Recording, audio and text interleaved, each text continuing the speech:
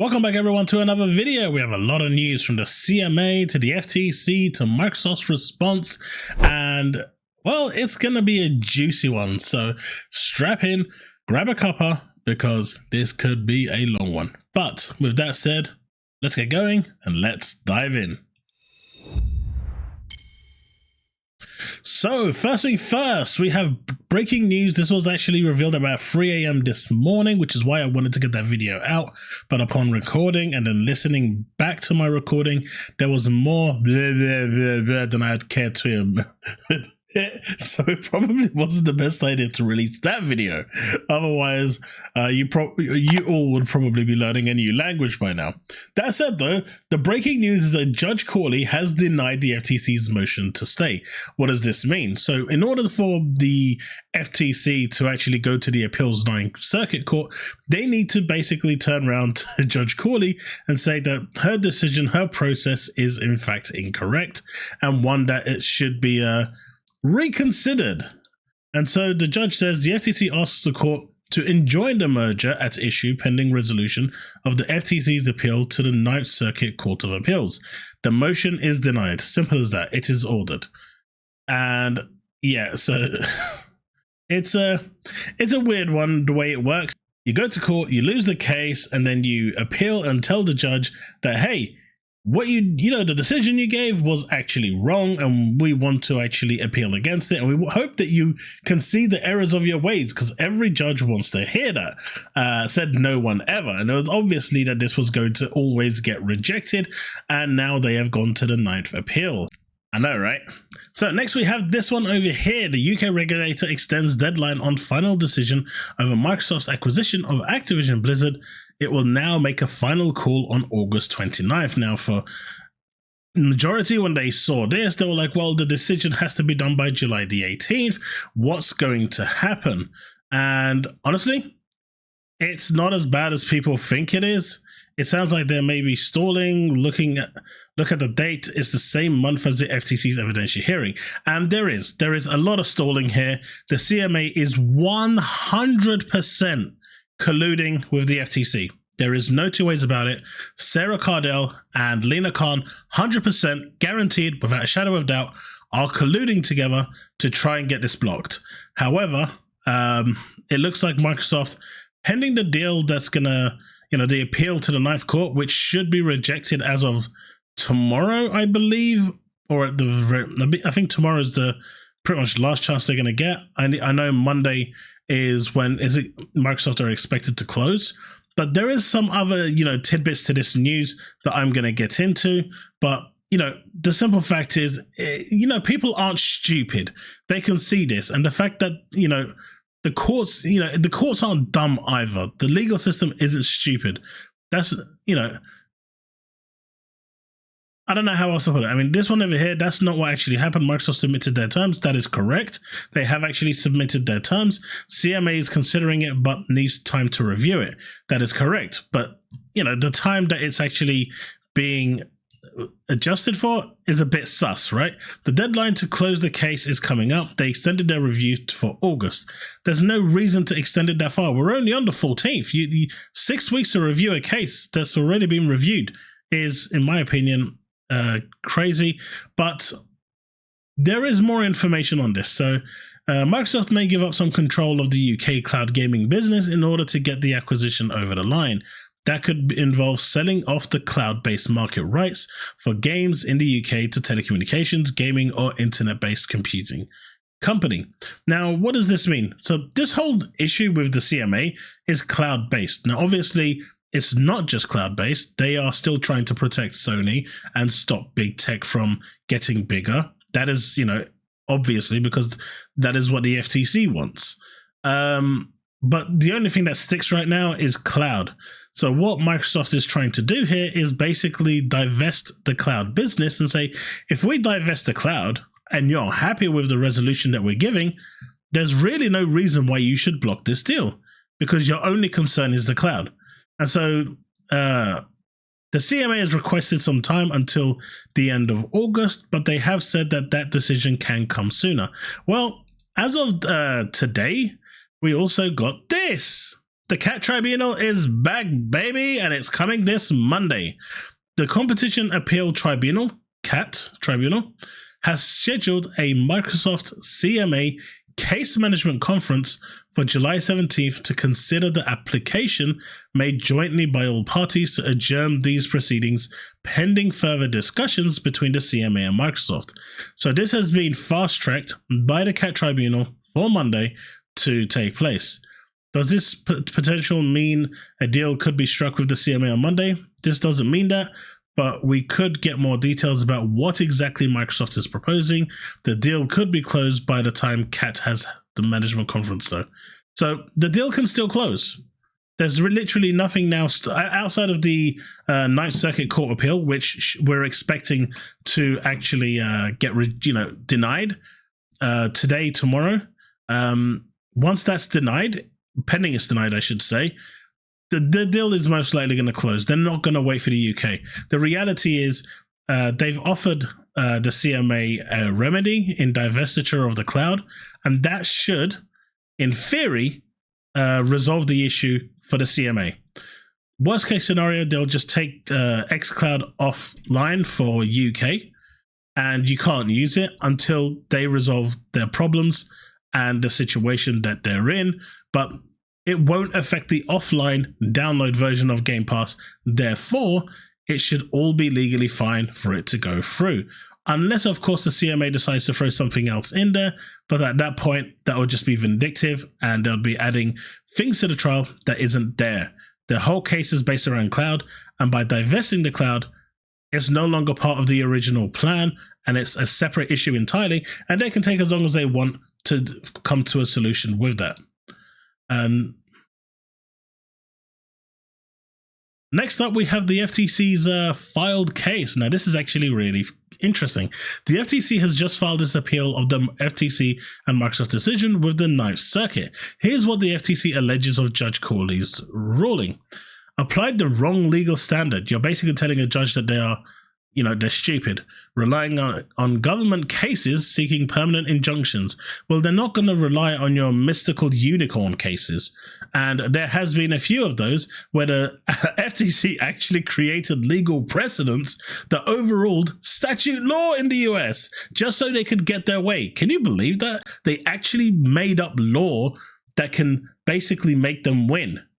That's crazy, right? There's actually a ruling in the FTC that says even if there's an inkling of a chance that one company with a merger can absorb market share from someone else, that is enough to block the deal.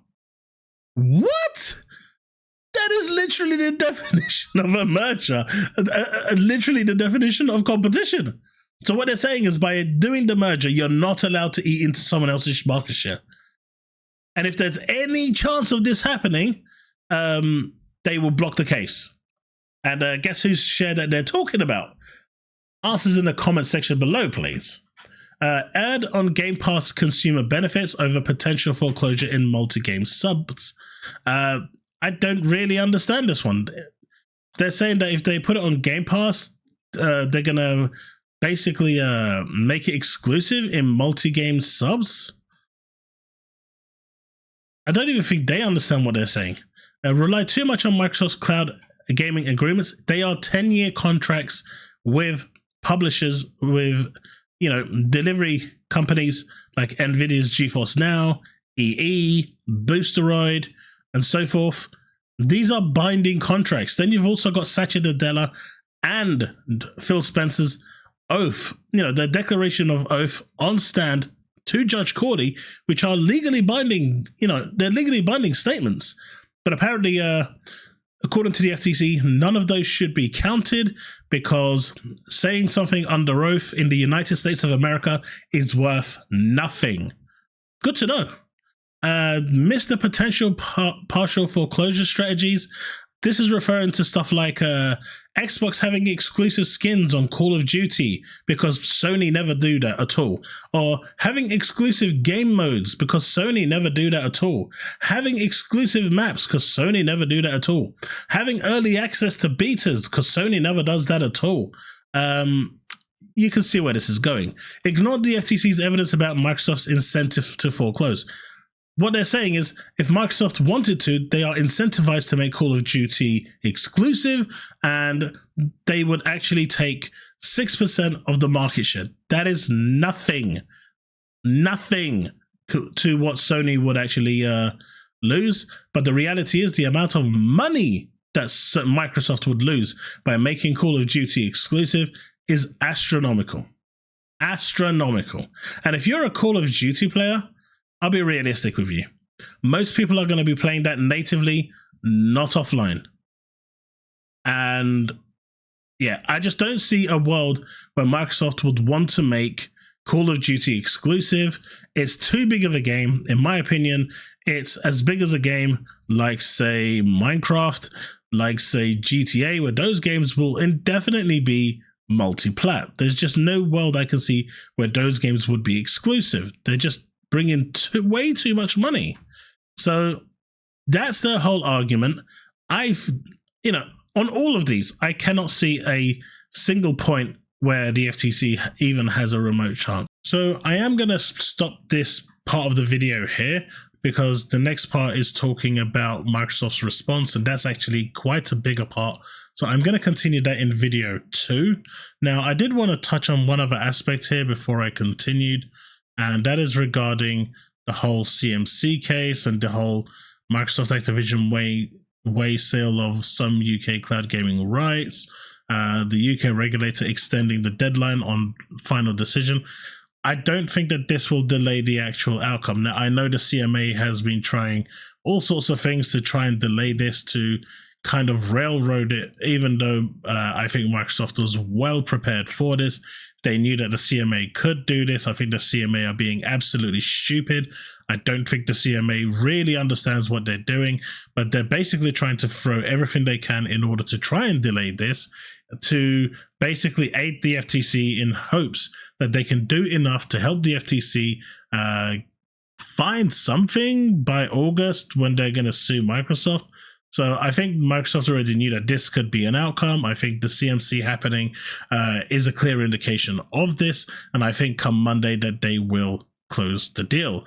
Now, that being said, I also believe that the divestiture that Microsoft has offered, which is I'm about 99% sure regarding xCloud, by removing xCloud from the equation, there's literally no reason why the CMA should stand in the way of the ABK deal closing. Their whole case is Microsoft and cloud. And by them divesting the cloud, making it its own entity, giving up rights, and as they say here, where is it? Yeah, this one here. Microsoft activists waive sale of some UK cloud gaming rights. So by pushing that away from the main focus of Game Pass and Microsoft and adding that to its own thing, maybe it's going to be available as its own entity for you to subscribe to. I think that is enough to basically give the CMA cadence to actually pass the deal. Let's not forget, if the CMA, after divesting xCloud, still says that's not enough, then their whole basis that they're actually blocking the deal then somewhat becomes illegal, because their whole basis for blocking this deal is cloud gaming. And if Microsoft are divesting the cloud gaming and giving up gaming rights to cloud gaming, and have made a proposal to the CMA that basically removes xCloud from Microsoft and makes it its own PLC, its own, and gives it its own P&L, its own kind of department, then at that point the CMA got what it wanted. It's made Microsoft bend the knee, but the actual rest of the deal, there's nothing there at that point stopping it. So the CMA shouldn't have any real inkling to stop it. If they do, then it's clear that they're doing it for the FTC. And I'm hoping that any legal representative in the UK will see this and put a stop to it. And when Microsoft do try to close on Monday, there'll be no opposition from any UK legal authority, because at that point, the CMA really has zero grounds to block the deal if xCloud is divested and offline pending deliberation of the CMA's findings. And if they say that they want further time to deliberate or make more changes or add more remedies or make behavioral changes, well, xCloud is no longer in the window in the UK. It's no longer in play, so it won't impact the sale of Activision Blizzard or anything that goes on in the background with Game Pass and anything else. So in that situation, in my opinion, at least for the time being, that's a win-win situation. But yeah, that's it for this video. Thanks so much for watching. I'm going to follow this video up with Microsoft's response. Like I said, that was about a 20-minute video, so I wanted to split this up, and hopefully you will all have enjoyed that. But yeah, don't forget to like and subscribe if you haven't yet done so. We are over 2,000 subs, which is absolutely amazing. So let's now try and get to 3,000. All right, folks, thanks so much for watching, and I'll see you in the next one. Remain legend.